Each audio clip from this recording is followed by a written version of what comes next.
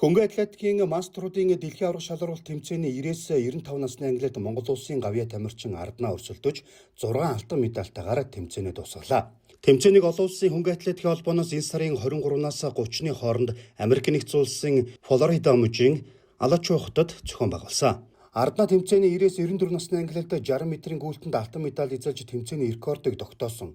Мөн 3 харилцаанд алтан медаль, 800 метрийн гүйлтэнд рекорд тогтоож алтан медаль, 200 метрийн гүйлтэнд алтан медаль хүртэж дэлхийн рекордыг тогтоосон. 1500 метрийн гүйлтэнд алтан медаль хүртэн мөн дэлхийн рекордыг тогтоосон бол 400 метрийн гүйлтэнд алтан медаль хүртэж тэмцээний рекордыг тогтоосон юм а. Тэрээр 2018 онд 85 наснда Польш улсад болсон хөнгө атлетикийн дэлхийн аварга шалгаруулах тэмцээнд 3 алтан медаль хүртэж дээд амжилт тогтоосон анхны монгол хүн болж байсан. Түүнээс хойш Аз ТV-ийн хэмжээнд зохиогдсон хөнгө атлетикийн аварга шалгаруулах болон мастеруудын тэмцээнүүдэд оролцсон алт мөнгөн медаль хүртэж нийт 17 дээд амжилтын эзэн болсон гавьяат тамирчин юм а. Өнгөрсөн оны 8 дугаар сард болсон хөнгө атлетикийн дэлхийн аварга шалгаруулах тэмцээнд 100 м, 800 м-ийн зан хос алтан медалийн эзэн болж Монгол улсын ерөнхийлөгч Чухнагийн хүрэлцэх Сүхбаатар одон түүнд хүртээсэн юм а.